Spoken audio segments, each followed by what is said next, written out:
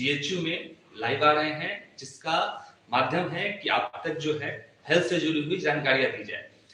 जितने भी हमारे फैमिली मेंबर्स, जितने भी ऑडियंस जो हैं हमें सुन रहे हैं, चाहे जिस सिटी से हो, हमारे पूरे इंडिया से हो या कंट्री से हो, उन सभी लोग को मैं ये बताना चाहूंगा कि हमारा ये जो प्लेटफॉर्म है, हमारा ये जो काम है, खाकसंग जो है वो ना कि सिर्फ एक बीमारी पे बल्कि हमारे संपूर्ण स्वास्थ्य के देखभाल के हेतु काम करती है। खाकसंग हमारा थेरेपी या फिर हमारे जो प्रोडक्ट्स हैं या जो भी आप यहाँ पे बातें सुनते हैं, जानकारियां लेते हैं, ये आपके संपूर्ण स्वास्थ्य के हित में जो है काफी लाभदायक होता है। बल्कि आपके साथ साथ हमारी ये कोशिश होती है, हमारा ये प्रयास होता है कि हम जानकारियों के माध्यम से, थेरेपी के माध्यम से या फिर बीमारियों को बारे में आप लोगों को उससे ठीक होने के लिए जागरूक करके आपके पूरे परिवार को भी ना एक बेहतर स्वास्थ्य देने का कार्य कर सके।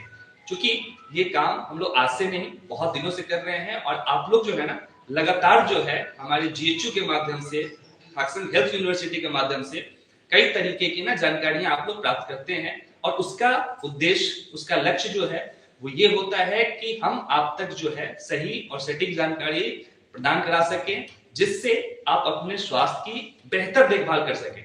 अपने साथ साथ अपने संपूर्ण स्वास्थ्य की, ना कि किसी इंडिविजुअल प्रॉब्लम की, बल्कि आप अपने संपूर्ण स्वास्थ्य की बेहतर तरीके से ख्याल रख सके, देखभाल कर सके। उसके अलावा आप अपना ख्याल रखें ही, साथ ही साथ ऐसी जानकारियों के माध्यम से, थेरेपी के माध्यम से या फिर जो भी कुछ हमारे हेल्थ को अभी प्रॉब्लम करने वाली चीजें हैं, हेल्थ को नुकसान देने वाली चीजें हैं, उन सारी चीजों से आपको अवगत कराकर हमारे डेली रूटीन, हमारी लाइफस्टाइल, हमारा खान पान, इन सब चीजों के बारे में आप लोगों को जानकारी देकर हमारी ये कोशिश होती है कि ये जानकारी आप प्राप्त करें। प्राप्त करने के साथ साथ आप इतने जागरूक हो, जानकार हो, ताकि इसका इस्तेमाल आप अपने परिवार के अन्य सदस्यों पे भी कर सके। हालांकि आप लोग ऐसा कर भी रहे हैं। बहुत सारे लोग ऐसे हैं जो हमारे फैमिली मेंबर्स बताते हैं कि हम खाकसंग ज्वाइन किए, खाकसंग में आए, यहाँ जो जानकारियां मिलती है उस जानकारियों का लाभ जो है हमारे स्वास्थ्य के साथ साथ हमारे संपूर्ण परिवार के ऊपर भी होता है। जैसे कि कई सदस्य ऐसे हैं जो अपने बच्चों को सिखाते हैं कि कैसे आपको रहना है, कैसे आपको स्वस्थ रहना है। अपने फैमिली में जो भी लोग हैं उन सभी तक जो है स्वास्थ्य का मैसेज और स्वास्थ्य संबंधित बातें जो है पहुंचाने का काम करते हैं। कई सदस्य हमारे ऐसे भी हैं, कई फैमिली मेंबर्स ऐसे हैं जिन्होंने हमारी थेरेपी को अपने घरों में भी इस्तेमाल कर रहे हैं, अपने घर के पूरे सदस्यों को भी इस्तेमाल करा रहे हैं। ये सारी बातें मेरे बताने का मकसद ये है कि हम सभी या फिर हमारी जितनी भी टीम है, हमारी पूरी खाकसंग जो है, हमारा लक्ष्य, हमारा उद्देश्य यही है कि हम सभी तक जो है एक बेहतर स्वास्थ्य पहुंचाने का कार्य करें। और निरंतर ये प्रयास में हम लोग आप सभी के करीब आ रहे हैं, अलग अलग माध्यम से करीब आ रहे हैं, सेंटर्स के माध्यम से आ रहे हैं, लेक्चर्स के माध्यम से आ रहे हैं, ताकि आपको आपके स्वास्थ्य की बेहतर देखभाल करने के लिए जानकारी भी प्राप्त हो और साथ ही साथ कैसे स्वस्थ रहना है उसके लिए थेरेपी भी आप प्राप्त कर सके। तो उम्मीद करते हैं कि आप सभी से हम लोग उम्मीद करते हैं कि आप जो भी आप नॉलेज देते हैं थेरेपी के माध्यम से, सेंटर के माध्यम से, हमारे जीएचयू लेक्चर के माध्यम से या फिर कोई भी अन्य सोर्सेज से आप अगर जानकारी इकट्ठा कर रहे हैं, आप जागरूक हो रहे हैं, तो आपका बहुत बहुत धन्यवाद कि आप सब स्वस्थ होना चाह रहे हैं। साथ ही साथ आप अपने स्वास्थ्य के साथ साथ अपने परिवार के स्वास्थ्य की भी बेहतर देखभाल करें। इसके लिए भी आपको ये जानकारी प्राप्त करनी जरूरी होती है। कई बार इन जानकारियों, स्वास्थ्य संबंधित जानकारियों के अभाव में भी ना हम लोग अपने स्वास्थ्य को थोड़ा खराब कर लेते हैं।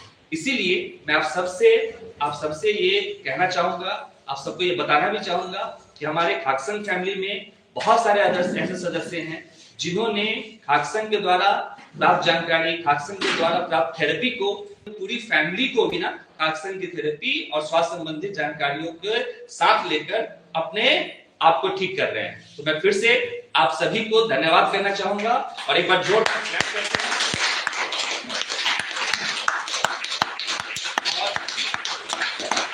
आज जो है ना, आज हम लोग बात करेंगे, चूंकि पिछली ना 2 बार से जो हमारे लेक्चर हो रहे हैं, हमारे जो रिस्पेक्टेड सीईओ सर हैं, मिस्टर आसिफ सर जो हैं, उन्होंने आप सभी को बहुत अच्छे तरीके से थेरेपी के साथ साथ जो हमारे बीच में अभी एक नया वायरस जो जन्म ले रहा है, जिसकी बहुत तेजी से वो फैल भी रहा है और आप लोग सुन भी रहे हैं, जान भी रहे हैं, न्यूज में भी देख रहे हैं। क्या है पता है आपको? Nipah virus. क्या है? Nipah virus. तो इसके संबंध में ना आपको लास्ट जो हमारा जो ट्यूसडे को लेक्चर हुआ था, उससे पहले भी जो लेक्चर्स हुए थे, उन सभी लेक्चर्स में ना आप सभी को निपा वायरस के बारे में डिटेल जानकारी दी गई थी कि ये वायरस होता कैसे है, इस वायरस का हमारे शरीर पे क्या असर है, इस वायरस से हमें बचने के लिए कौन कौन सा काम करना होगा, ये आपको जानकारी मिली थी। सुने थे आप लोग ना? कंफर्म? Yes sir. तो उसको रिपीट करने की जरूरत नहीं है। उससे पहले भी ना सुष्मिता मैम, रिया मैम, ये लोग आके आपको अर्थराइटिस के बारे में बताई थी, एक आपको ब्लड सर्कुलेशन के बारे में बताई थी। तो ये ना जो भी कई बार ऐसा भी होता है ना कि हम ये सोचते हैं कि हमें ये है नहीं तो फिर हम सुने क्यों? क्या हमें ये है नहीं तो हम सुने क्यों? ऐसा भी कई लोग सोचते हैं। लेकिन हमारा कार्य ये होता है कि हम वो सारी जानकारियां आप तक पहुंचाएं, वो सारे मैसेज आप तक पहुंचाएं जो आज ना कल हो सके हमें जरूरत आए तो उस समय हम तैयार रहें। क्या रहें?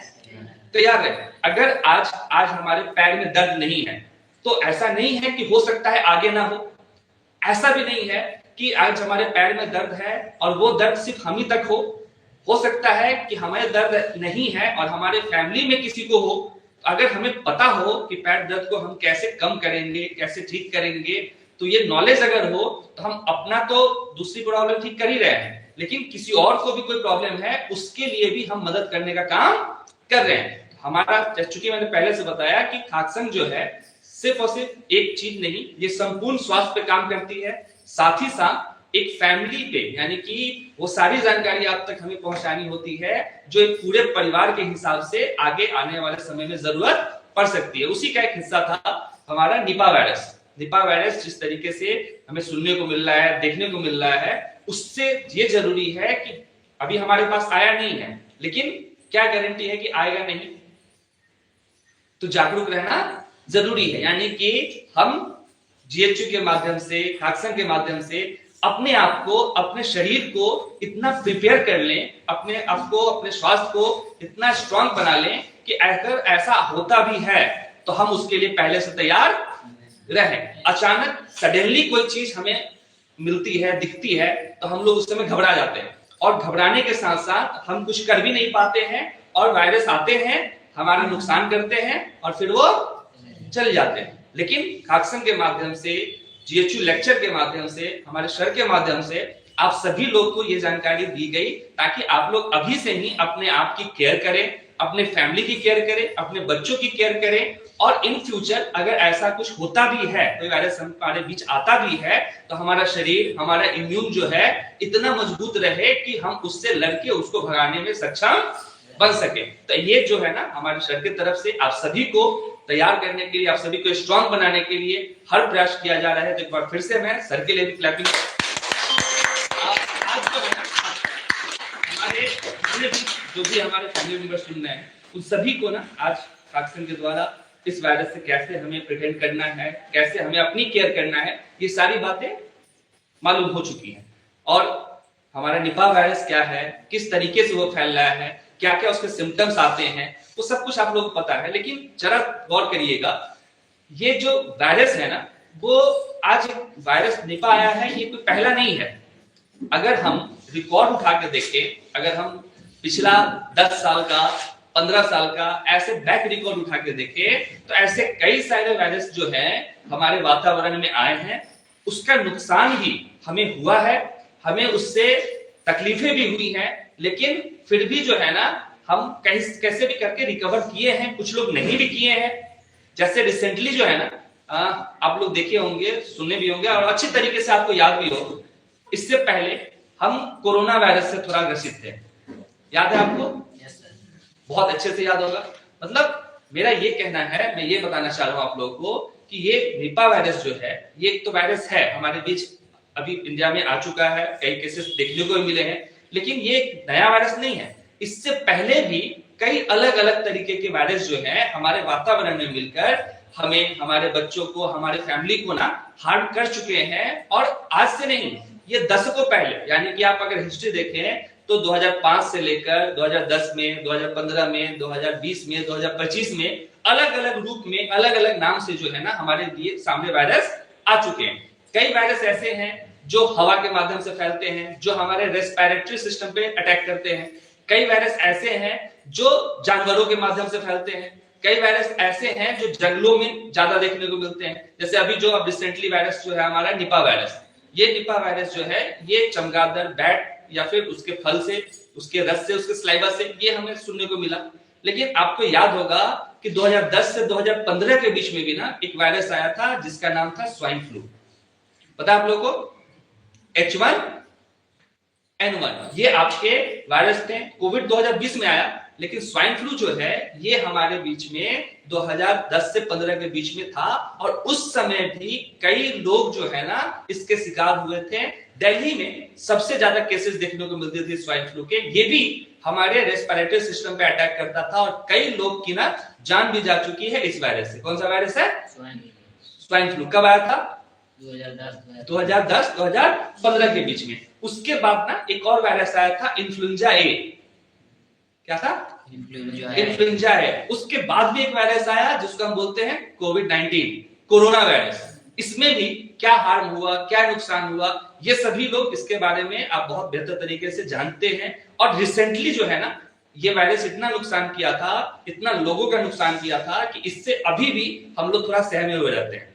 तो एक बात 2015 में, फिर दूसरा 2020 में, 2010 से 15 के बीच का वायरस, 2020 से 25 के बीच का वायरस, और फिर ये 2026 में जो है 25-26 में ये क्या आया है? Nipah virus. इसके अलावा भी कई वायरस हैं जो मच्छरों से होते हैं। किससे? मच्छरों से। डेंगू कहां से आएंगे? अब डेंगू में भी आप देखेंगे कि कई ऐसे लोग हैं जिसको डेंगू हुआ और वो किसी तरह रिकवर कर भी गए। कई ऐसे भी केसेस आप देखे होंगे कि डेंगू की वजह से मौतें बहुत लोगों की हुई थी। जब शुरुआत में डेंगू आया था तो लोग कहते थे कि बचने का चांसेस नहीं रहता है, ये प्लेटलेट इतना कम कर देता है कि इंसान बिल्कुल डेथ कर जाता है। कई शहरों में डेंगू का प्रकोप धीरे धीरे फैलने हुआ। पहले किसी एक शहर में आया, फिर एक से दूसरे शहर में, दूसरे से तीसरे शहर में। तो इस तरीके से आप याद करेंगे कि डेंगू जब आया था तो दिल्ली में इसके केसेस ज्यादा थे। कहां थे? दिल्ली में। कई धीरे धीरे बढ़ते बढ़ते ये पूरे ना शहरों में अपना जो है जाल फैलाना शुरू कर दिया और डेंगू के पेशेंट की भी संख्या बहुत कम सालों में कई गुना तेजी से बढ़ना शुरू हो गई। और इससे बच्चों को भी, बुजुर्गों को भी और यंग लोगों को भी, हर लोगों को नुकसान होता था। और आज भी डेंगू की शिकायत हमारे शहरों में है। इससे हम लोग बचाव करते हैं। क्या करते हैं?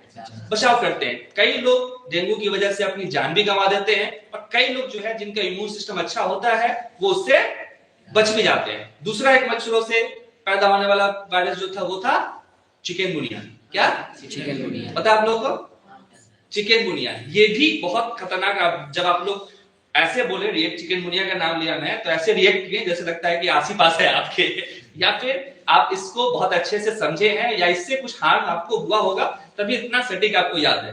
तो ये भी वायरस है जो हमारे मच्छरों के द्वारा या फिर ऐसे कीड़ों के द्वारा ये हमारे बीच पहुंचा हुआ है। इसके अलावा भी कई ज्यादा एक और वायरस है जिसका नाम है जीका वायरस।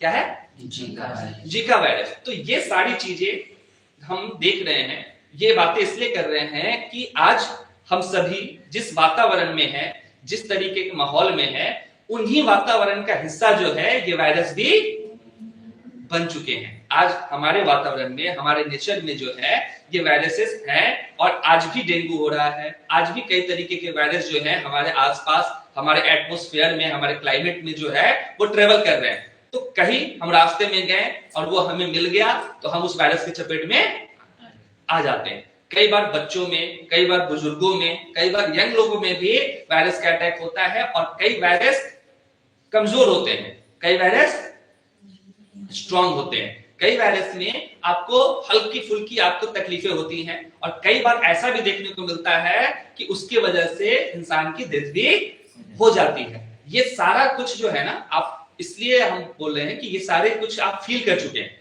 आप कोरोना वायरस को भी देखे हैं, आप जीका वायरस भी जानते हैं, आप चिकनगुनिया भी जानते हैं, आप उसके अलावा स्वाइन फ्लू भी आप जान रहे हैं, आप अभी निपा वायरस जो है वो भी आप देख रहे हैं। तो ऐसा पहले भी था कि कुछ जो भी वायरसेस हैं उसके केसेस जो है ना पहले दूसरे कंट्री में था, फिर इंडिया में आया, इंडिया में आने के बाद कुछ शहरों में, स्पेशल शहरों में था, फिर धीरे धीरे पूरे घरों तक पहुंच गया।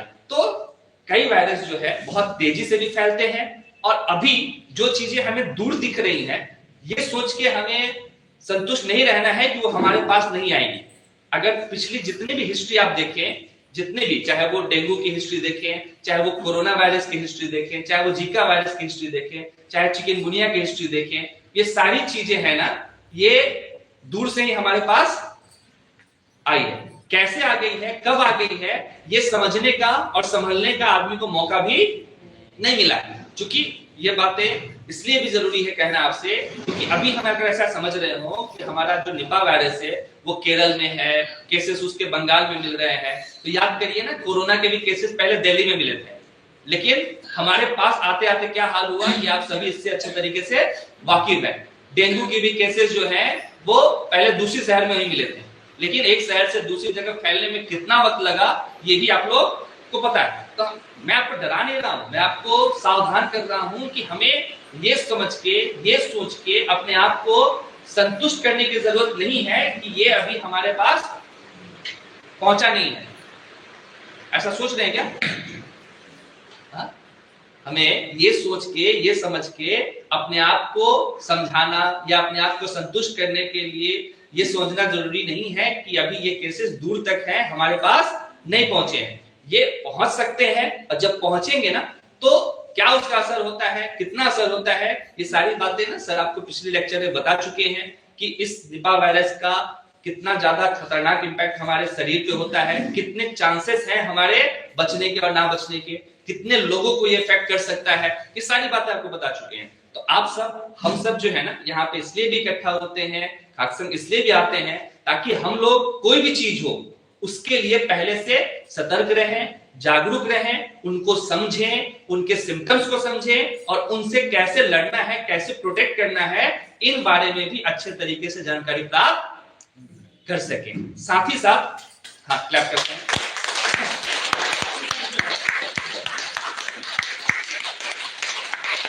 साथ ही साथ जो है ना ये चीजें सिर्फ आप तक ही सीमित नहीं रहनी चाहिए, सावधानी आपको भी बरतनी है, सतर्क आपको भी रहना है, और अपने साथ साथ सतर्कता जो है अपने घर परिवार के लोगों के साथ भी बरतनी जरूरी है। कई चीजें ऐसी है जिसका बचाव हम खान पान के जरिए करते हैं, कई चीजें ऐसी है जिसका देखभाल जो है ना हम अपने घर की वस्तुएं या फिर पानी पीने वाली चीजें या फिर बर्तन वगैरह इनकी भी देखभाल करके भी करते हैं। कई चीजें ऐसे हैं जिनमें अच्छी नींद की जरूरत होती है। तो सिर्फ अपने आदतों को एक समान नहीं रखते हुए समय के हिसाब से अपनी आदतें, अपनी खान-पान, अपनी लाइफस्टाइल को भी ना चेंज करना बहुत जरूरी होता है। वही सब चीजें बताने के लिए ये खाकसंग का हेल्थ यूनिवर्सिटी आप सभी के बीच है, जिसके माध्यम से आपको अनेकों प्रकार के तरीके से अवगत कराया जाता है जिससे आप अपने स्वास्थ्य को बेहतर कर सकें। क्लैप करते हैं एक बार।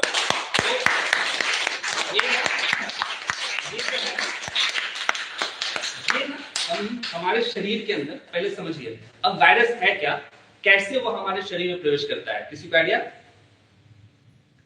कोई भी वायरस हमारे शरीर पे, अच्छा सबसे पहले वायरस, कई लोग ये भी समझते हैं कि वायरस और बैक्टीरिया दोनों एक जैसा होता है क्या ऐसा?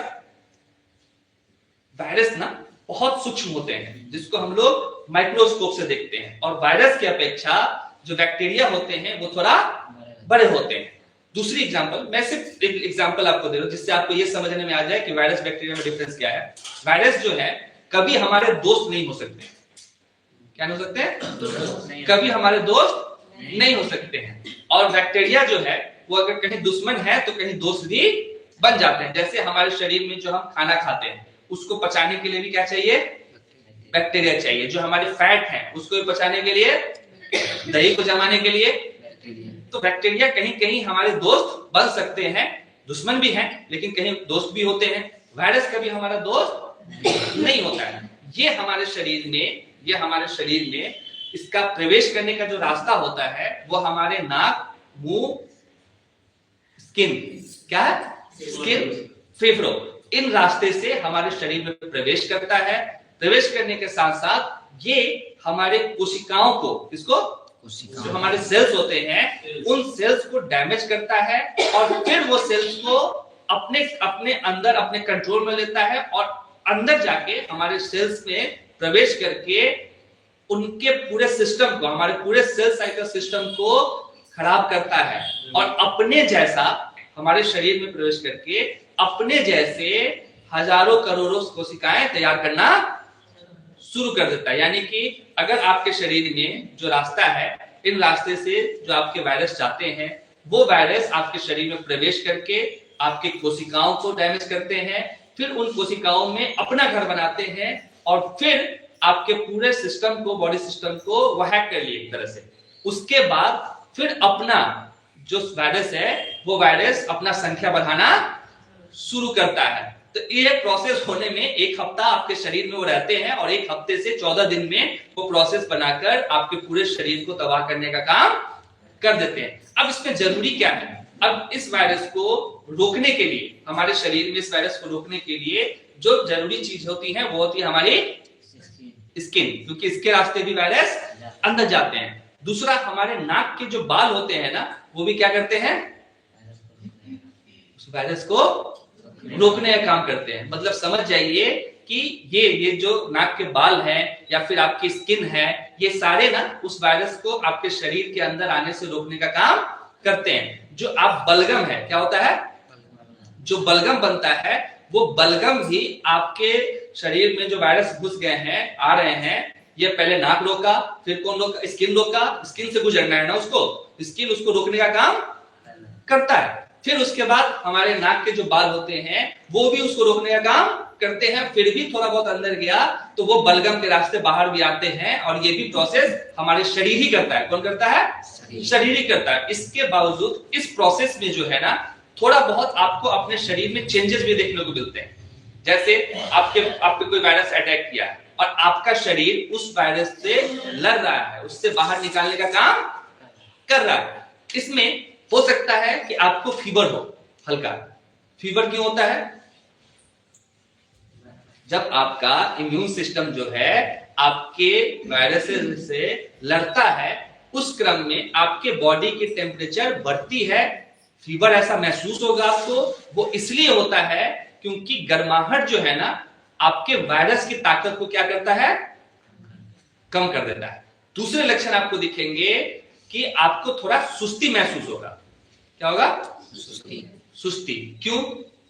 क्योंकि आपके बॉडी के सिस्टम जो है अपनी एनर्जी जो है उस वायरस को हराने में, उस वायरस को मारने में लगा रही है, इसीलिए आपको सुस्ती फील होता है। और तीसरा जो है वो आपको लगेगा कि आपको लूज मोशन या आपको कफ वगैरह भी आना शुरू होता है। वो क्यों होता है? वो कफ के माध्यम से, लूज मोशन के माध्यम से जो आपके शरीर में गंदगी है, वायरसेस है, उसको भी बाहर निकालने में वो प्रोसेस करता है। लेकिन ये तीनों होने के बाद भी अगर हमारे शरीर में अगर वायरस स्ट्रांग है और वो प्रवेश कर गया, पहला क्या होता है? कैसे जाते हैं वायरस बॉडी के अंदर? आप देखते हैं ना, कहा जाता था कि कोरोना में हाथ को क्या करना है? धोना है। कोई भी चीज को साफ करना है, किसी के संपर्क में नहीं आना है, दूरी बना के रखना है। तो वो डिपेंड करता है कि वायरस की ताकत कितनी है, वो कितना स्ट्रांग है। तो हमारे लिए भी ये 3 जो रास्ते होते हैं, इन रास्तों से जब वायरस जाता है तो ऐसा नहीं है कि आसानी से घुस जाता है। हमारा शरीर जो है, हमारा इम्यून सिस्टम जो है, वो इससे फाइट करता है और फाइट करने के दौरान कोशिश करता है कि ये इसको बाहर निकाल दे। अब अगर किसी कारण से या फिर हमारा वायरस जो है काफी मजबूत हुआ, काफी ताकतवर हुआ, तो वो हमारे शरीर में प्रवेश करता है और फिर प्रवेश करने के बाद हमारे कोशिकाओं को हार्म करता है, उनको नष्ट करता है, नुकसान पहुंचाता है और फिर अपने जैसे बहुत सारे हार्मफुल जो वायरसेस हैं उनको जन्म देता है और फिर आपका शरीर खराब होना शुरू होता है। ये प्रोसेस है हमारे शरीर में वायरस होने का। इस क्रम में हमें ये जो लड़ाई लड़ती है हमारा शरीर, इस क्रम में हमें थकावट महसूस होता है, हमें कफ आते हैं, कई बार फीवर जैसा महसूस होता है। ये सारा सिम्टम है जिससे आप ये पहचान सकते हैं कि हमारा शरीर इनसे लड़ने लायक तैयार हो रहा है, शरीर गर्म कर रहा है अपने आप को। क्योंकि गर्मी में क्या होता है? शरीर को गर्म करने से वायरस की ताकत क्या होगी, हट जाती है, कम हो जाएगी, और उसके कम होने से उसकी ताकत जल्दी वो हमारे शरीर पे अटैक नहीं करता है। दूसरा चीज क्या होता है कि आपको कफ आएंगे, कफ के रास्ते वो निकलते हैं। तीसरा चीज क्या होगा, सुस्ती महसूस होगा। क्या सुस्ती? सुस्ती मतलब कि सारे आपके शरीर के सिस्टम जो है उस वायरस से लड़ने में बिजी हैं, तो आपको सुस्ती महसूस हो रहा है। अब इसके लिए कोई भी वायरस हम पे अटैक करता है, नुकसान करता है, इसके लिए सबसे जरूरी चीज क्या है पता है आपको, कि हम कैसे, अब ये तो हम समझ रहे हैं कि वायरस हमारे शरीर में कैसे आता है, वायरस क्या होता है, लेकिन अब जो जरूरी बातें होंगी वो बातें ये होगी कि हमें अपने अंदर वायरस जो है उसको कैसे हराना है। गरम खाना खाने से, गरम पानी पीने से, सिर्फ खान पान, सिर्फ हाथ धोने से? अब वो अंदर प्रवेश कर गया तो हाथ धो के क्या करिएगा? वायरस इतना स्ट्रांग है, मान लीजिए ज्यादा स्ट्रांग है, वो आपके अंदर प्रवेश कर गया तो हाथ धो के क्या करिएगा? हमें आदत डाल लेनी है। आदत इसलिए डालनी है क्योंकि अभी जो आपको मैंने बताया, ये पिछले 15 साल का रिकॉर्ड बताया कि इस 15 साल में 8-9 वायरस जो है वो मैं आपको गिना दी, तो ये अब हमारे वातावरण का हिस्सा है। आज हमें कोरोना वायरस कुछ दिन पहले हम देखे, आज हम निपाह वायरस देख रहे हैं, फिर कुछ दिन बाद कोई और वायरस होगा, तो हमें तैयार रहना है हर सिचुएशन के लिए, हर समय के लिए तैयार रहना है। तो उपाय भी हमें पता होना चाहिए, और इसका एक ही उपाय है कि आप अपने इम्यून सिस्टम को अच्छा रखें। क्या करें? Immune system. आप अपने इम्यून सिस्टम को अच्छा रखें। अगर आपका इम्यून सिस्टम स्ट्रांग है तो वो उस आपका घर शरीर जो है ना एक किले की तरह है, तो इम्यून सिस्टम उस किले का सिपाही है। क्या है? सिपाही है। अगर हमारा किला सुरक्षित नहीं है, इसका मतलब है कि हमारा सिपाही जो है कमजोर है। अगर किला सुरक्षित रखना है तो सिपाही को मजबूत रहना जरूरी होगा। तो आपका ही शरीर में कई तरीके के और भी नए वायरस आ सकते हैं, इन फ्यूचर हो सकता है इससे भी ज्यादा डेंजरस वायरस आ सकते हैं, अभी जो है उससे ज्यादा पावरफुल आ सकते हैं। तो हमें अपने घर को क्या करना है? पहले देखते थे ना राजा महाराजा लोग किला बनाते थे। किला क्यों? ताकि दुश्मन लोग हमला भी करे तो उस किले की दीवार जो है ना वो मजबूत होनी चाहिए, ताकि उनका हमला घर के अंदर जो किले के अंदर लोग हैं उन तक ना पहुंचे। फिर उस किले की ना चारों तरीके से फौजी रखते थे कि अगर दुश्मन किधर से भी आए तो फौजी वहां पे क्या होना चाहिए? तैयार होना चाहिए। तो हमारा शरीर, हमारा हेल्थ जो है वो उसी किले की तरह है, और उसका रक्षक, उसका सिपाही वो कौन है? कौन है? Immune system. क्या है? अभी बताया ना आप लोग का, हमारा इम्यून सिस्टम। एक बार क्लैप करते हैं।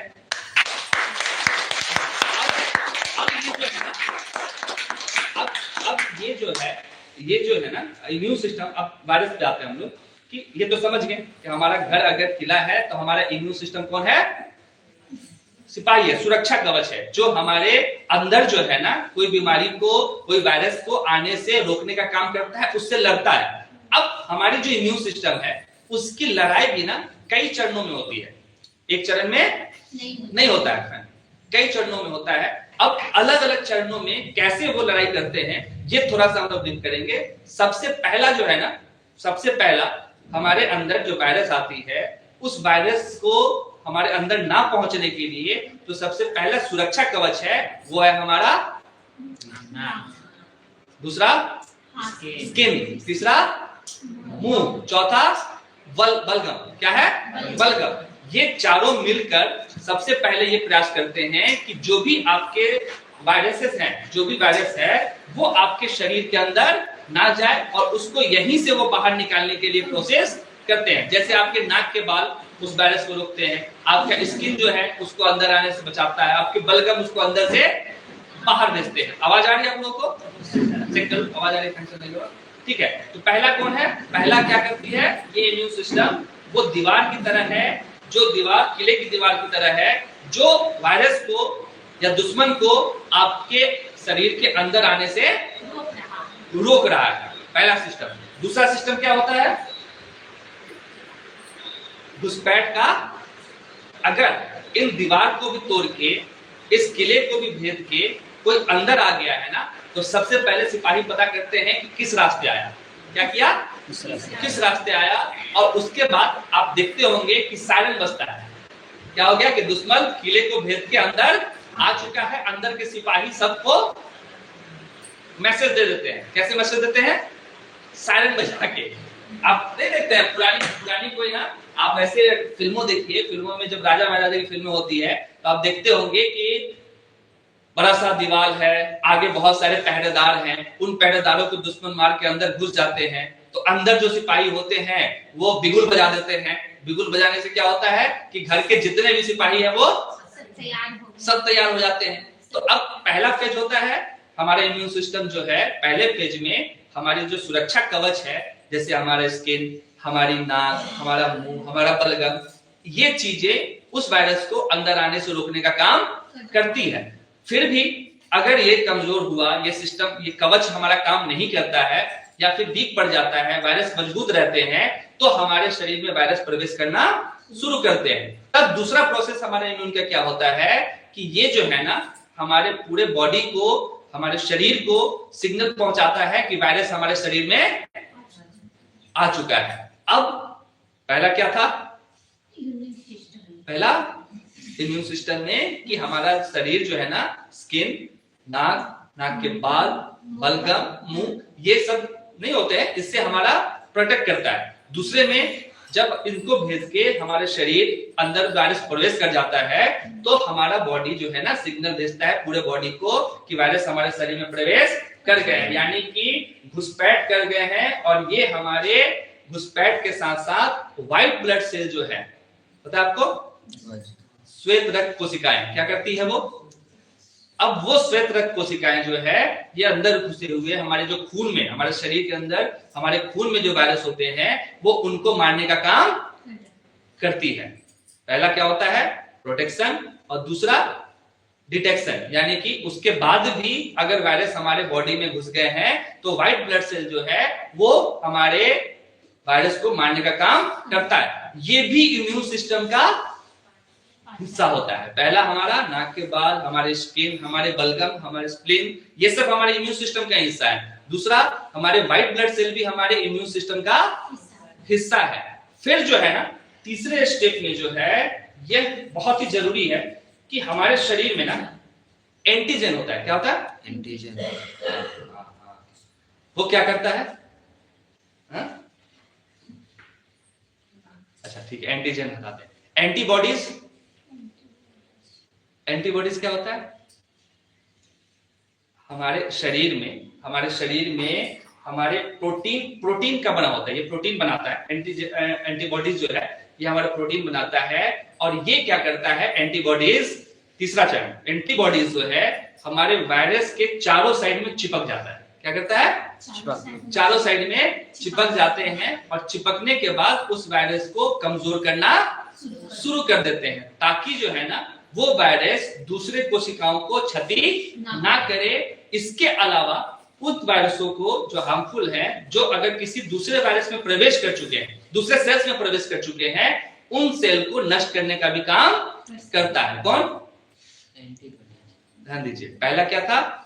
हमारा सुरक्षा कवच, जो ऊपरी हिस्सों से हमारे वायरस को रक्षा करता है। दूसरा, जब वायरस हमारे बॉडी के अंदर आता है तो हमारा शरीर, व्हाइट ब्लड सेल जो है उस वायरस को मारने का काम करता है, और प्लस हमारे पूरे शरीर को सिग्नल भेजता है बॉडी को कि इन वायरस का खतरा हमारे बॉडी पे बढ़ रहा है। तीसरे बार में क्या होता है? हमारा इम्यून सिस्टम कैसे काम करता है? हमारा इम्यून सिस्टम एंटीबॉडीज जो है वो उस वायरस के ऊपर एक चिपक जाती है, चारों साइड से चिपक जाती है। चिपकने के दौरान वो वायरस आपके कमजोर हो जाते हैं और कमजोर होकर वो अपना काम सही से नहीं कर पाते हैं। और वो वायरस अगर किसी दूसरे कोशिकाओं को नुकसान पहुंचा दिए हैं तो एंटीबॉडी जो है उन कोशिकाओं को भी मारने का काम करता है। ये तरीके से हमारा इम्यून जो है वो हमारे शरीर में काम करता है। और फिर जो है ना वो एंटीबॉडी जो है बिल्कुल वैसे ही आपके शरीर में उस वायरस को मारने का काम करता है जैसे ना भारी गोलीबारी हो रही हो। क्या हो रही हो? भारी गोलीबारी। सब मिल के ना दुश्मन पे हमला कर दिए हैं। वही प्रोसेस आपके इम्यून सिस्टम के अंदर भी चलता है। और उसके बाद भी अगर हमारा वो वायरस नहीं खत्म होता है तो एक टी सेल होता है। क्या होता है? T cell. वो आपके उस वायरस को मारने का काम करता है, जिसको हम लोग बोलते हैं किलर सेल। क्या बोलते हैं? Killer cell. टी सेल होता है। अब एक वायरस को मारने के लिए कितने काम हुए आपके शरीर में? 4। उसके अलावा याददाश्त, क्या होता है, याददाश्त। अब उस वायरस का आपका जो शरीर है वो उस वायरस की फोटो अपने मेमोरी में सेव रखता है। अगर सब प्रोसेस करके अगर हम उस दुश्मन को, उस वायरस को मार दिए, तो अब उस वायरस की पहचान भी रखनी जरूरी है, ताकि अगर दोबारा ये दिखे तो सब मिलकर हमला कर देंगे। क्या कर देंगे, सब मिलकर हमला कर देंगे।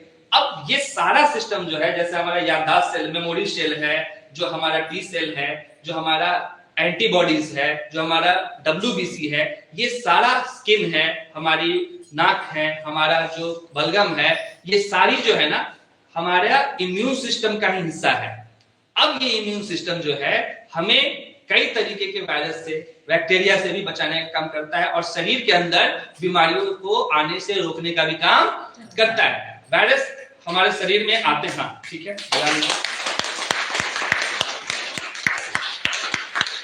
हमारे शरीर में जो है ना आते तो हैं, हमारे वातावरण का हिस्सा है, वो आते ही हैं, लेकिन हमारा शरीर ही ना उन वायरस से लड़ता है और उसको हराने का काम करता है।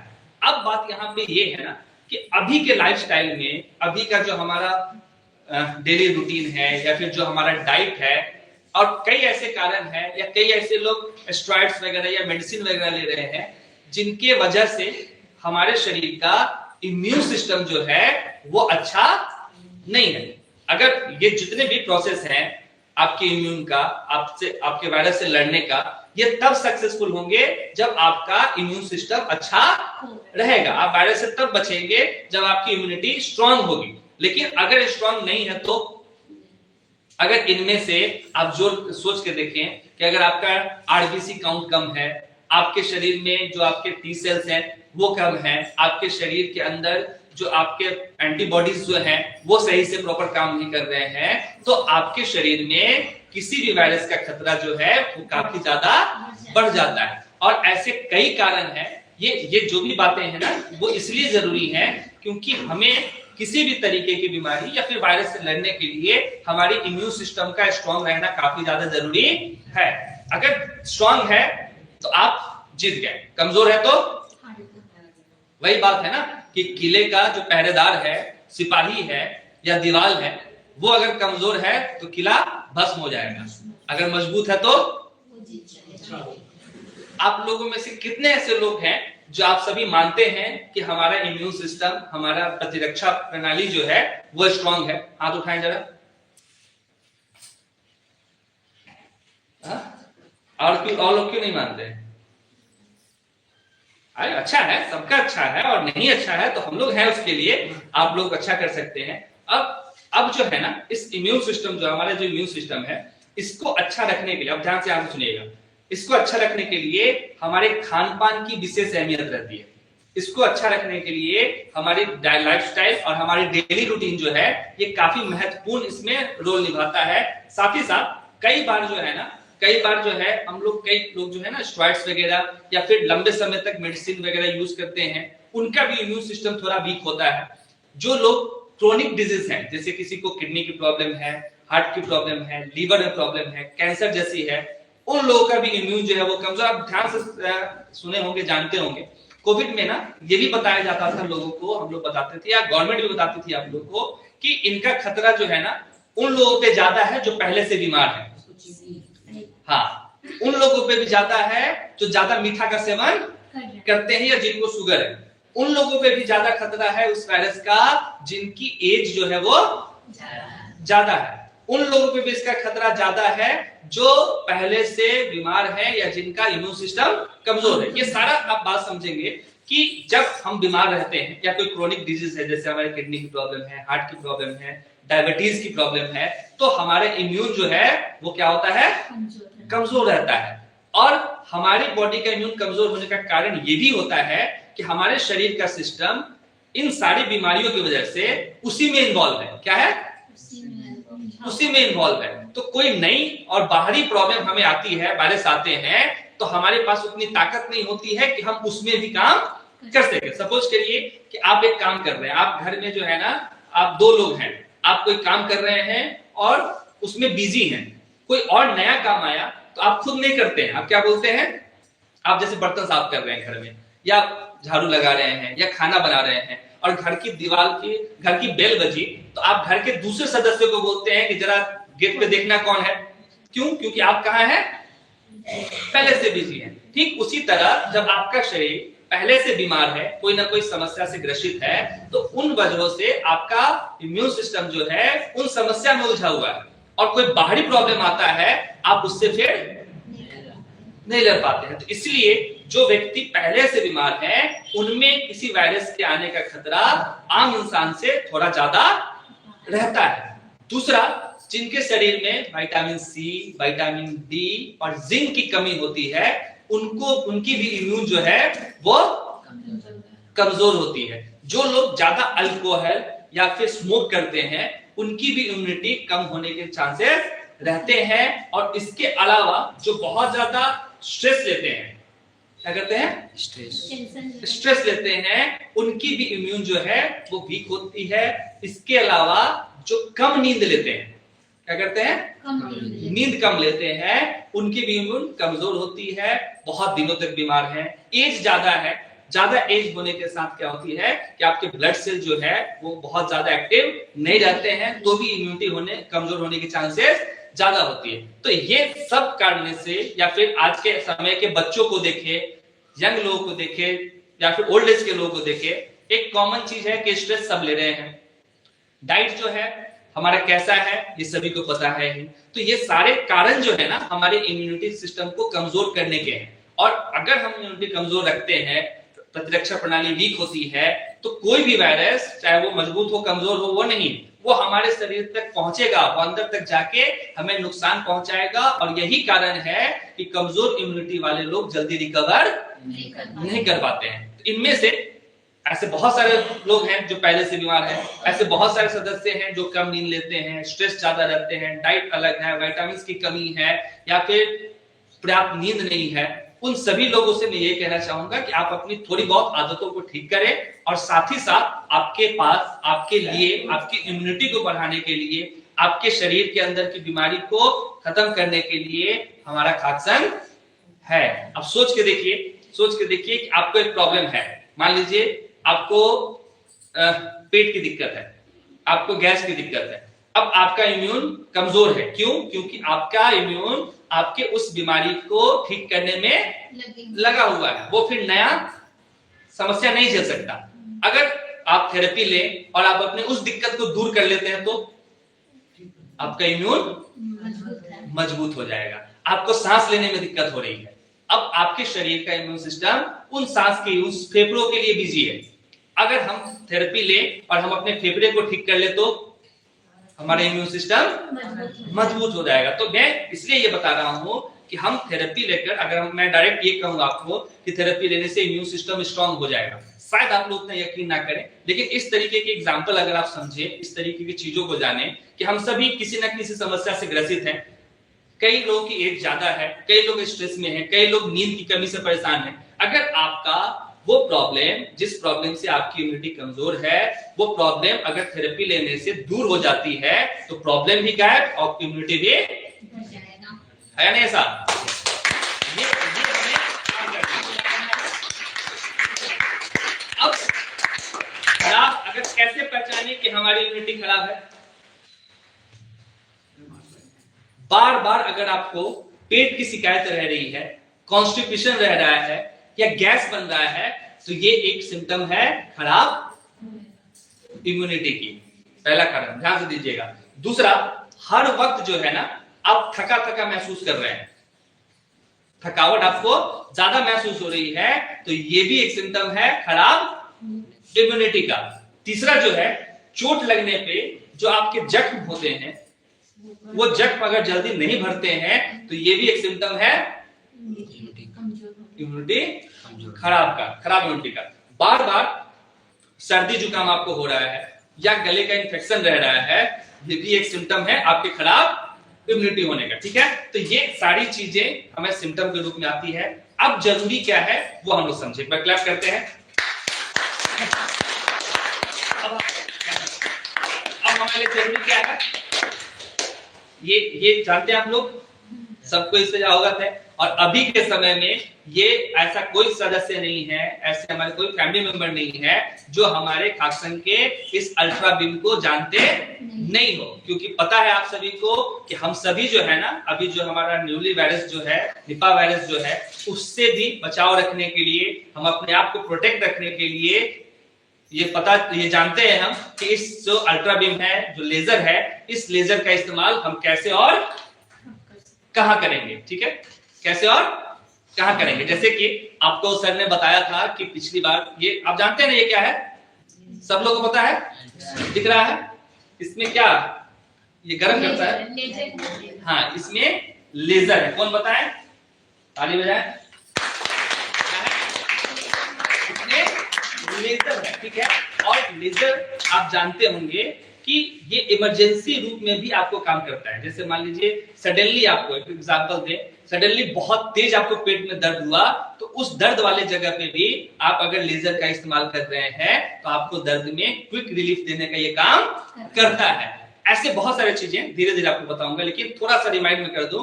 जैसे पिछले बार सर ने बताया कि हमें अपने आप को कई वायरसों से प्रोटेक्ट करने के लिए और अपनी इम्यूनिटी को स्ट्रांग बनाए रखने के लिए हमें शरीर के कुछ हिस्सों पे इस लेजर से, इस अल्ट्रा बीम से थेरेपी लेनी है। और वो है पहला हिस्सा कौन सा, हाँ जहां जहां मैं रखूंगा ना वहां वहां आप अपना हाथ रखिएगा। पहला हिस्सा कौन सा है, सर पे हमें थेरेपी लेना है। ये हाथ रखने इसलिए बोल रहे हैं ताकि आपको रिमेम्बर रहे, याद रहे। ठीक है, दूसरा जो है ना, इसका इस्तेमाल हमें करना है कहाँ, हाँ गुड, ताली बजाएं।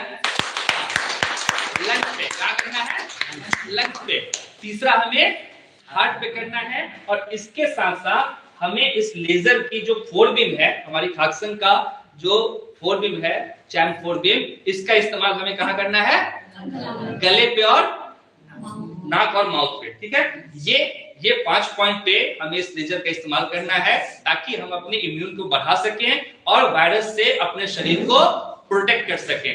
ठीक है, अब ये लेजर क्या करता है, ये आपके जो शरीर में जो सिग्नल्स आते हैं ना, उन सिग्नल्स के, उन मैसेज को सही तरीके से बनाए रखने में ये मदद करता है। दूसरा चीज, आपके ब्लड में, आपके खून में जो भी गार्बेजेस होते हैं, जो भी गंदगी होती है, उस गंदगी को आपके शरीर से बाहर निकालने का काम करता है। किसी तरीके के पेन को, चाहे वो थोड़ा हो या ज्यादा हो या फिर सडन हो या क्विक हो, कैसा भी पेन हो, उस पेन को, अनबेरेबल पेन हो, बहुत ज्यादा दर्द हो रहा है, तो उस दर्द वाले हिस्सों पे अगर आप लेजर की थेरेपी लेते हैं तो बहुत कम समय में आपके उस दर्द को भी कम करने का काम करता है। इसके अलावा आपके शरीर में किसी भी तरीके का सूजन होता है, क्या होता है, सूजन होता है, तो सूजन को भी कम करने का काम करता है। ब्लड सेल्स को हेल्दी बनाए रखने का काम करता है। तो ब्लड सेल हेल्दी रहेंगे तो इम्यून अपने आप मजबूत हो जाएगी। फिर इसका इस्तेमाल हमें जो प्रॉब्लम है उस प्रॉब्लम के लिए करेंगे, और वो प्रॉब्लम हम ठीक कर लेते हैं तो हमारी इम्यून अपने आप अच्छी हो जाएगी। हमारे शरीर में circulation, temperature, pain, muscles, nerves और साथ ही साथ ब्लड के अंदर की जो टॉक्सिन्स होती है, शरीर के अंदर की जो टॉक्सिन्स होती है, उसको भी बाहर निकालने का काम करता है। हमारे जो भी सिग्नल्स है उनको आइसोलेट करता है, उनके काम करने की शक्ति को बढ़ाता है। तो अभी जो सर ने आपको बताया वो सर पे और लंग्स पे और हार्ट पे आपको थेरेपी लेना है। इसके अलावा भी आप इसकी थेरेपी ले सकते हैं। कैसे ले सकते हैं वो मैं आपको बताऊं, आप कहां कहां ले सकते हैं। सबसे पहला, इमरजेंसी के तौर पे, इसको हम लोग ना खाकसंग में इसको 112 भी बोलते हैं। जैसे कोई इमरजेंसी सिचुएशन आ गई, उस इमरजेंसी सिचुएशन में किसी को ऐसी सडनली जरूरत पड़ी जहां पे कोई अभी आपके पास कोई सेकंड ऑप्शन नहीं है, तो वैसी जगह पे आप इस अल्ट्रा बीम का इस्तेमाल डायरेक्टली कर सकते हैं। कहां, ब्रेन पे और हार्ट पे। अचानक बहुत तेज, बहुत ज्यादा पेट में दर्द हुआ और उस दर्द को आप बर्दाश्त नहीं कर पा रहे हैं और आप मेडिकल चीजों से बहुत दूरी पे हैं, तो वैसे सिचुएशन में भी आप अगर अल्ट्रा बीम अपने उस दर्द वाले हिस्सों पे यूज करते हैं तो आपको तुरंत उस दर्द से आराम मिलने का काम करता है। यानी कि एज ए इमरजेंसी ये आपके स्वास्थ्य के लिए बहुत ही ज्यादा जरूरतमंद भी है और बहुत ज्यादा इसका असर भी है। कई हमारे फैमिली मेंबर्स, आप लोग अपने हार्ट हेल्दी हार्ट के लिए, मतलब अपने हार्ट हेल्थ को अच्छा रखने के लिए, लंग्स को अच्छा रखने के लिए, लीवर के इस्तेमाल पे, किडनी के लिए, अलग अलग जगहों पे इसका इस्तेमाल करते हैं, उन हिस्सों पे, उन समस्याओं के लिए जो थोड़ी सी डेंजर जोन में आती है, और उनमें भी ये काम करके उसको रिकवर करने में मदद करता है। तो अभी का टाइम क्या है, ये जो है ना हमारा जो ये 4 बीम है, ये 4 बीम आप सभी जो है उन हिस्सों पे, सिंपल सा मैं बता दूं आपको, ये 4 बीम आप उन हिस्सों पे इस्तेमाल करेंगे जहां पे आपका अल्ट्रा बीम नहीं पहुंच पा रहा है। क्या हो रहा है? नहीं पहुंच पा रहा है। इसलिए इसको बनाया गया है ताकि आप इसको अपने नीचे ऐसे यूज कर सकते हैं, दोनों नी के पीछे लगा के यूज कर सकते हैं, सर्वाइकल पे यूज कर सकते हैं, अंडर आर्म्स पे भी आप इसका इस्तेमाल कर सकते हैं। यानी कि जहां पे आपके अल्ट्रा बीम नहीं पहुंच रही है वहां आप इस 4 बीम का इस्तेमाल कर सकते हैं। और ये आपको कैसे प्राप्त है ये आपको पता है, सेंटर में भी आप यूज करते हैं, कई लोग अपने घरों में भी इसका इस्तेमाल करते हैं और कई सालों से भी लोग इस्तेमाल करते आ रहे हैं। अभी का समय क्या है ना, अभी हमारे पास जो है एक सिंपल सा चीज हम समझते हैं थोड़ा सा, फिर आज की बात को हम खत्म करते हैं। आज के टाइम में हमें हर कुछ ना आसान करने आता है, और वो हर चीज हमारे पास है जो हमारी जरूरतों को इजी कर दे। गर्मी लगी और गर्मी लगी, एसी ऑन कर दे। पानी गर्म लग रहा है, फ्रिज खोलें, पानी निकाले और पी लिए। बिस्तर गद्दा डनलप वाला नहीं है, मार्केट गए गद्दा कर दे। मतलब अच्छी नींद के लिए हम अच्छे बेड लगाए हैं, अच्छे गद्दे लगा चुके हैं। ठंडा पानी पीने के लिए क्या है, मैक्सिमम लोगों को पता है कि फ्रिज का खाना, फ्रिज का पानी हेल्थ के लिए अच्छा नहीं होता है, फिर भी हम वो काम करते हैं। मैक्सिमम लोगों को पता है कि जो धंसने वाला गद्दा होता है वो सोने के लिए अच्छा, लेकिन हम एडवांस दिखने के लिए या फिर अच्छा दिखने के लिए हम वो काम करते हैं। मैक्सिमम लोगों को पता है कि एसी की हवा डायरेक्ट हमें लेनी, एसी क्या पंखों की हवा डायरेक्ट हमें लेनी चाहिए। तो वो सारे गैजेट्स जो हैं वो हमारे पास हैं, ये पता होते हुए भी कि ये हमें फायदा नहीं पहुंचाने वाली है, इसका कुछ ना कुछ हमें सडनली आराम मिलता है। अब गर्मी लग रही है तो फैन हमें हवा देता है, अच्छा लगता है। पानी फ्रिज का पी रहे हैं, ठंडा ठंडा लग रहा है, अच्छा लग रहा है। एसी का हवा खा रहे हैं, वो ठंडे लग रही है, चिल्ड कर दे रहा है बॉडी को, वो अच्छा लग रहा है।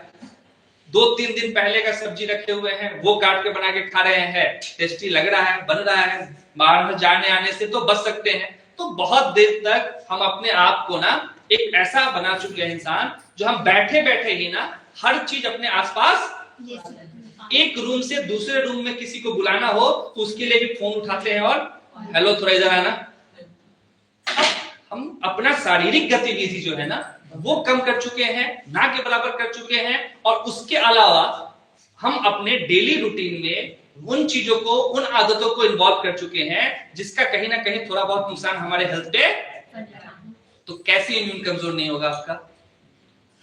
आप सभी, हम सभी ऐसे भी लोग हैं हमारे बीच में, हमारे पास सब कुछ है, अच्छा भी है, लेकिन हम सभी में से कई ऐसे सदस्य हैं, कई ऐसे फैमिली मेंबर्स हैं जिनके पास ऐसी भी चीजें हैं जो उनके हेल्थ को अच्छा कर सके। हमारे फैमिली में से, हमारे खाकसंग में से बहुत सारे ऐसे फैमिली मेंबर्स हैं जो बाकी अलग चीजों की गैजेट्स है आपके पास, जो आपके मन को, जो आपके शरीर को अच्छा लगे वो चीज है नहीं, लेकिन जो आपके स्वास्थ्य को अच्छा करे, जो आपके हेल्थ को बेटर रखे, जो आपको लंबे समय तक अच्छी और स्वस्थ जिंदगी दे, ऐसी वस्तुएं भी लोगों के पास है। अब लोग क्या करते हैं कि कई लोग ऐसे भी हैं जिनको अगर सीने में दर्द हो रहा है तो अब फ्रिज का पानी सीना दर्द कम कर देगा, एसी का हवा, कूलर का हवा, फ्रिज का खाना। लेकिन अगर हमारे पास अल्ट्रा बीम है और हम इस अल्ट्रा बीम को अपने टेबल से उठाएं, हमारे पास है, हमारे करीब है, हमारे फैमिली का हिस्सा है, हमारे घर का हिस्सा है, और हम इस अल्ट्रा बीम को सीने के दर्द वाले जगह पे वहां पे लगाएं तो हो सकता है कि अगर बाद में हम कहीं जाएं तो डॉक्टर ये ना बोले कि काश 2 मिनट पहले लाए होते हैं।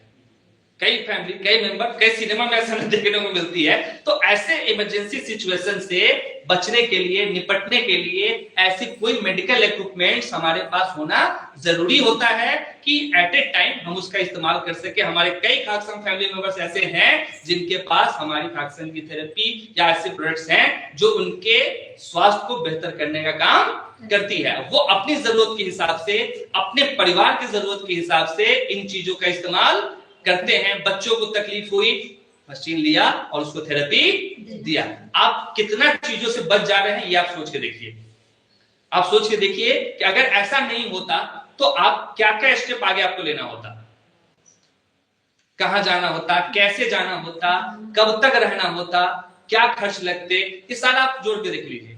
तो हमारे पास वो सब है, ठंडा पानी पीना, एसी की हवा खाना, महंगी गाड़ियां, सब कुछ है।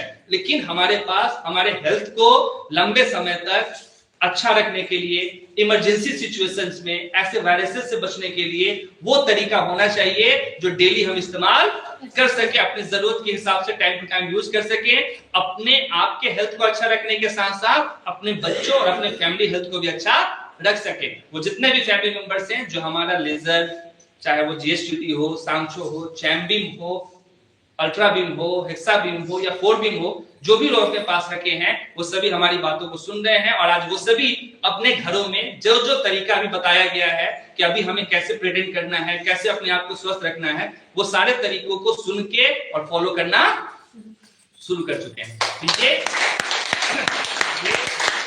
ये हमारे कुछ चीजें ऐसी हैं जो हमारे जीवन में मनोरंजन देने का भी काम करती हैं। कुछ चीजें ऐसी हैं जो कुछ पल हमें सुकून देने का भी काम करती है, लेकिन अगले पल फिर वही हाल हो जाता है। कुछ चीजें ऐसी हैं जो थोड़ी समय के लिए हमें आराम देती है, लेकिन ऐसी चीजें जो आप आज देख रहे हैं, जिसको आप पहले से भी यूज कर रहे हैं, ऐसी हेल्थ से जुड़ी हुई चीजें, ये कुछ पल, कुछ समय, कुछ सेकंड का आराम नहीं है। ये आपके भविष्य के लिए, आपके लंबे जीवन के लिए, आपके स्वास्थ्य को हमेशा प्रिवेंट करने का काम करता है, आपके फैमिली हेल्थ को बेटर बनाए रखने के लिए। ये हमारे डेली जो लाइफस्टाइल है उनको हेल्दी बनाए रखने के लिए काफी ज्यादा उपयोगी होता है। मैंने कहा ना कि अब वायरसेस जो है हमारे वातावरण का एक हिस्सा हो चुके हैं। हर 5 साल, 2 साल, 3 साल, 1 साल पे कभी जानवरों के माध्यम से, कभी मच्छरों के माध्यम से, कभी हवाओं के माध्यम से हमारे शरीर तक पहुंच रहे हैं। कोई कमजोर है, कोई खतरनाक है, तो सिर्फ हम ही तक नहीं पहुंचेंगे, हम सब तक पहुंचेंगे। अब उनमें जिसका इम्यून अच्छा है, उनमें जो इंसान अपने हेल्थ को अच्छे से देखभाल कर रहा है, वो इंसान उससे लड़के उससे जीत सकता है। जिसका पहरेदार, जिसका सैनिक मजबूत है, उसके अंदर वायरस नहीं है। लेकिन जिसका कमजोर है, तो आप सभी अपने आप के, अपने घरों के, अपने दीवार को क्या करिए, मजबूत करें, अपने इम्यून सिस्टम को अच्छा रखें। आज हक्सन के जरिए, हमारी थेरेपी के जरिए और हमारे सीओ सर के उद्देश्य के साथ साथ हम लोग हर एक फैमिली को, हर सदस्य को एक अच्छी सेहत और स्वास्थ्य जिंदगी देने के लिए लगातार प्रयासरत हैं। हमारी पूरी खाकसन की टीम, पूरे इंटायर इंडिया में जो भी लोग हमारे काम कर रहे हैं, वो हर दिन जो है हमारा यही प्रयास रहता है कि आप तक अच्छी बातें, अच्छी जानकारियां और अच्छी स्वास्थ्य के लिए हम जो भी प्रयास करना हो वो कर सके। उम्मीद है आप सभी भी अपने हेल्थ का बेहतर ध्यान देते होंगे, अपने फैमिली की हेल्थ का बेहतर ध्यान देते होंगे। बस अपने आप को, अपने स्वास्थ्य को लंबे समय तक कैसे सही रखना है, इसके लिए आप थोड़ा सोचना शुरू करिए। अपने परिवार के लिए सोचना शुरू करिए।